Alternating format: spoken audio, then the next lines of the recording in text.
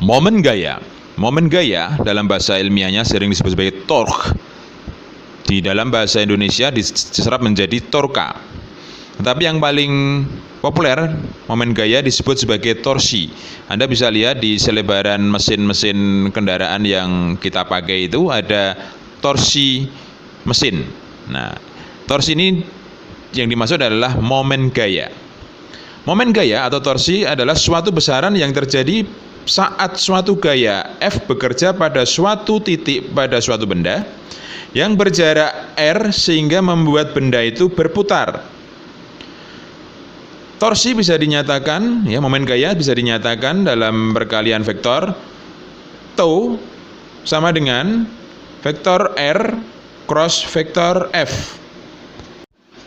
Sekarang kita lihat arah torsi. Masih ingat perkalian cross vektor A cross B, hasilnya menghasilkan sebuah vektor yang tegak lurus. Sama halnya dengan torsi ini, torsi sama dengan R cross F. Maka torsi tau itu tegak lurus antara R dan F. Arahnya bisa ditentukan dengan menggunakan aturan tangan kanan. Vektor R cross vektor F. Awalnya di R, ujung jari di F. Kemudian ibu jari menunjukkan arah torsi. Sehingga kalau kita lihat di gambar itu, vektor R cross F, maka arah torsinya tegak lurus antara R dan F, ya, ke atas. Arah torsi. Arah torsi seperti persamaan dasarnya adalah torsi sama dengan R radius cross F gaya. Radius, ini radius atau lengan, panjang lengan. Kemudian gaya, ini misalnya saya berikan gaya seperti ini, ya, maka dia berputar searah jarum jam. Atau kalau kita berikan arah gaya yang sebaliknya, dia akan berputar berlawanan arah jarum jam. Arah torsi sebetulnya bukan arah putaran, tetapi arah hasil perkalian radius cross gaya atau F. Nah, hasilnya adalah gerakan dari mur ini keluar atau masuk. Seperti ini, saya beri gaya yang akhirnya perputarannya berlawanan arah jarum jam. Nah, maka hasilnya torsinya adalah keluar bidang baja ini. Ya, ini murnya keluar dari bautnya.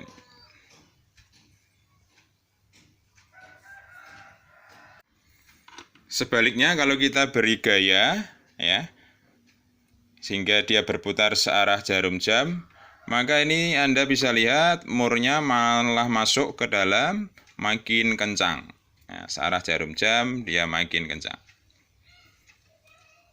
Sehingga arah torsinya masuk ke dalam. Arah torsi masuk ke dalam bidang baja. Maka kalau kita bandingkan dengan kesepakatan di sumbu kartesian, maka yang masuk itu adalah sumbu negatif. Kemudian yang keluar, yang kalau kita putar berlawanan arah jarum jam, maka mur ini akan keluar, kendor. Ya, maka karena dia keluar bidang baja, maka diberi tanda positif. Kalau masuk, negatif. Kalau keluar, positif. Nah, maka kesepakatan di sebagian besar fisika bahwa torsi yang searah jarum jam itu diberi tanda negatif. Tapi kalau torsi yang berlawan arah jarum jam diberi tanda positif. Tetapi meskipun demikian, tidak usah kaget karena ada beberapa buku yang justru sebaliknya.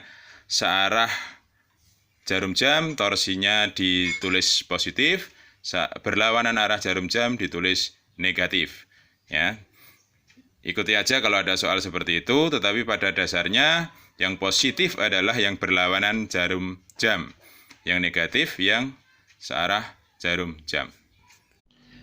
Satuan torsi, kita bandingkan dengan usaha atau work. Work itu sama dengan F.S.